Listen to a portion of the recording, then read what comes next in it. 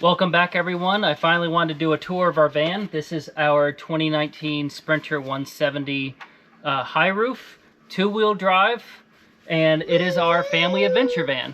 We have had it for about a year now. We finished the build out about 6 months after buying it, and this is our 6th or 7th van that we built. We built a couple for clients, and then 2 personal vans, including this one, and then 1 for my father-in-law. So I'm going to walk you around the outside first, point out what we've done here and there, give you some tips and tricks as to why we chose to do what we did. Then I'll take you inside and show you that, and then I'll do another video later which will be a deep dive into what appliances we have, like tips and tricks that we have figured out over the years. We're also, in this case, traveling with a 2.5-year-old. We also have a 11-month-old at home. Hence why we wanted one with a second row. So we still do have a full shower in there, which I'll get to in a minute, and you can probably see behind me, but wanted to start with the outside first. We are also traveling, I am traveling on this trip with Navy, our German Shepherd, but wanted to show that we pretty much kept it stock outside. We have Ineos Grenadier wheels and tires. These were new takeoffs from a 2025 Ineos Grenadier 1924 edition, so those are exclusive to that edition, and they share the same hubs or something like that besides the bolt pattern with Sprinter, so they fit. They are also a E-rated tire, so they're great for airing down. We have a couple of light bars. One is white, one is amber. The amber one is for the snow, and the white one we use all the time because we don't have the lighting package, so we just have traditional halogen lights. Max Air fan on the roof. We have a awning, a Farima awning, I think F65. It is the manual one, so you have to put it away yourself when it starts blowing too hard. Diesel heater, Felix playing in the sand and dirt. We have a couple of windows that we've added. They're mirrored on each side. The back window were from Van Windows Direct. These are just a generic awning style window, but they both are awning styles. We used to have sliders on our first van, and we didn't really like them because if it starts raining, you have to close them, otherwise it's going to get wet. With the awning, you can leave it open even just a little bit or a lot, depending on how heavy the wind is, rain is, and you can still get a breeze. On the back, we've added a Van Tech ladder that does drill into the body, or the door. So if you're scared about that, so be it, but it is cheap. It's only like 150 bucks. We have a 1-Up Super Duty bike rack for my e-bike. Ashley, my wife, also has an e-bike. And then shore power and water fill back here. Up top, we have 400 watts of solar. I need to adjust the array a little bit because I had to slide it over when we added the awning. We had the solar first before the awning was put on. So once I put the awning on, I had to slide everything over. But yeah, so here's camp for right now. I'm in the Linville Gorge area on Old 105. We have a Van Wonderful, I believe is the name, screen that we put down when it is really buggy. Otherwise, it stays open almost all the time. So moving inside, we have a second row Sprinter seat, and then the traditional 2 seats. We only have 1 swivel right now. I'm just trying to decide if I want to add a swivel to the driver's seat. Any of y'all know the swivel does raise the seat up a little bit, so can be uncomfortable if you get a really thick swivel, so I'm trying to decide. We have a off-brand Lagoon swing table mount here, which is connected to the base. This is great. This is my go-to spot for when when I am working remotely and I need a laptop. Also, this now will become a kind of a family dinner area. So you can swivel this over, and then we all have dinner here behind the table. The cockpit is pretty standard. We don't have CarPlay, we have CarPlay via a secondary monitor, but we just have the generic radio and AC and all that kind of stuff. None of the technology package, but we do have cruise control. I will not buy a van without cruise control. That is, you can still buy them without cruise control. I just can't imagine. So this is what that window looks like on the inside. So essentially it is awning style. It comes out. We have these little reading lights everywhere. I don't have the power on. 110 up here. We have 110 in the kitchen. Those are the only two spots we have 110. But we also have a couple plugs underneath the cabinets. So here is our full-size shower for van standards. It is 40 inches by 24 inches wide, and it is an absolute luxury to be able to actually take a shower, and especially with the kids, bring them inside and hose them down if you need to with warm water. We do have a spigot out back for spraying down the bikes in them if we need to, but they don't like cold water. The kitchen area is very, very modular, so everything is not permanent. It all has a spot underneath the cabinets where it goes, but we have an induction cooktop and we have our espresso set up because we love coffee. We have a pop-up outlet, and then over here is the main control area for all of the circuit breakers and turning off the various systems. We have a Dometic refrigerator and water heater on this side, which takes us to the kitchen, which is somewhat small, but we're washing dishes like once a day or so, and it's not terrible. We might go with a slightly bigger sink just to be able to have a drying rack inside. But down below, we have our control for our water heater, which is back there.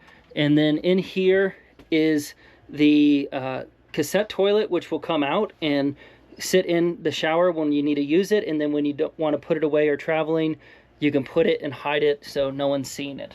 There's also the main feature of what any camper van is, which is the bed.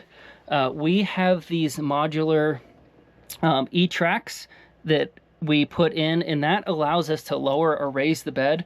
Right now, the kids are young enough that they are going to be staying in the bed with us, but when they get older, the idea is to drop this bed down. It can go down probably another foot and then build a bunk bed up here. So the kids will be up top, adults will be down bottom. They can sleep in and move around and whatnot and sleep without them moving around and all that kind of stuff. So it's going to be very nice when it comes time for us to be able to do that.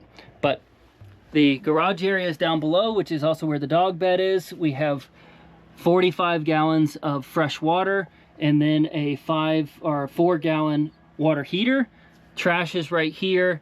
This area I wanted to keep as open as possible because if the dogs are not here, I wanted to be able to use it still like a van. The bed does come out very easily, so you can take the bed out and you can fit a refrigerator, like a residential refrigerator in this area if you needed to move it.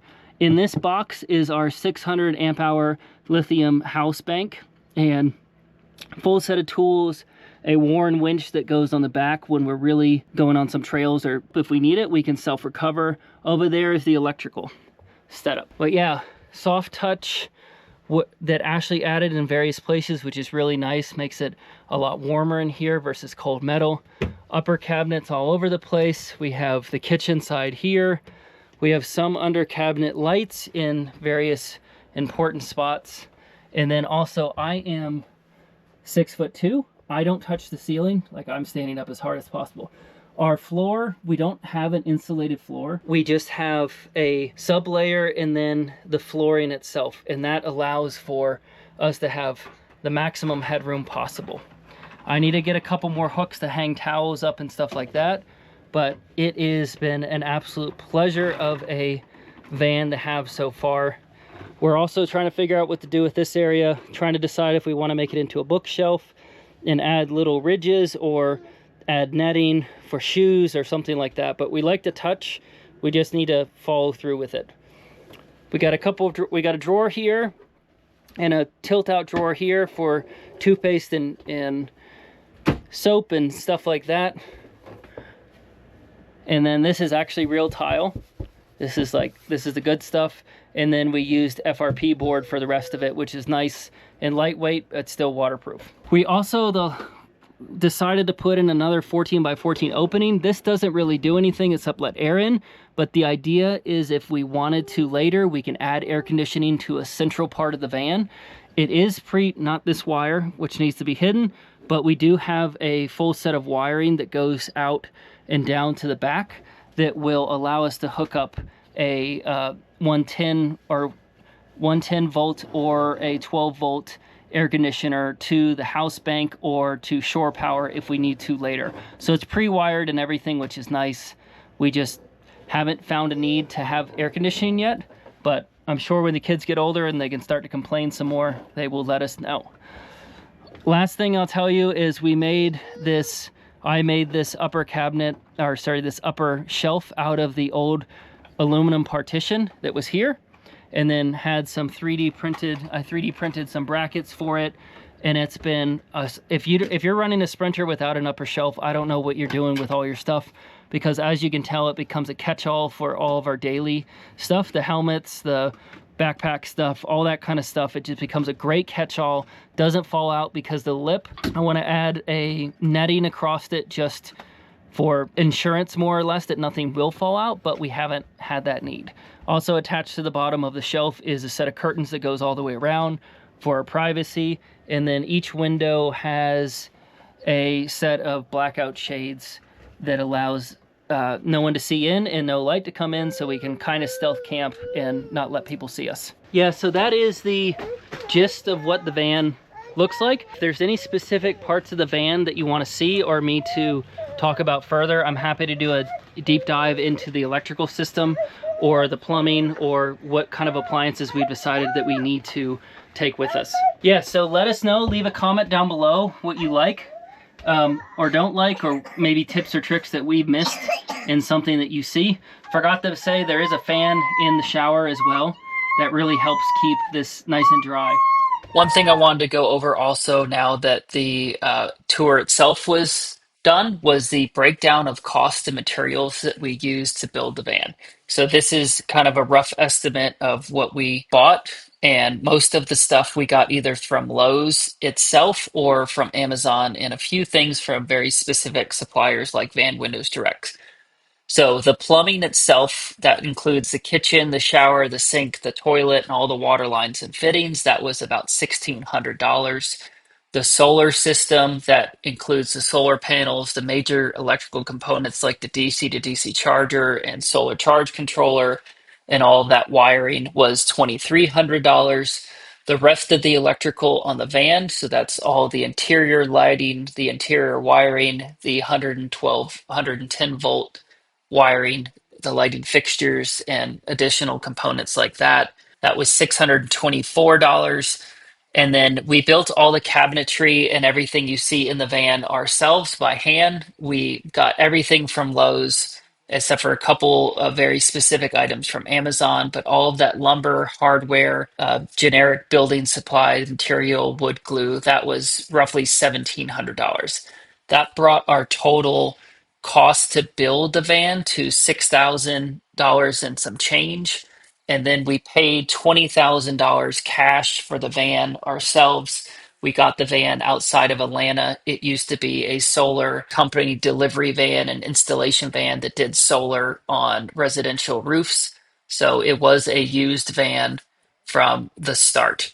So that is a rough breakdown of what it costs to build the van. If there's anything that y'all want specific links to the products we use, just ask in the comment down below. I will send you a link to each specific item if it still exists. If you want further breakdowns or anything like that, let me know, and I can do my best to answer those questions in the comments down below. Hopefully you enjoyed this video. Again, if you want to see a more deep dive into the electrical, the plumbing, or anything like that, let me know down below, and I will be happy to make another video.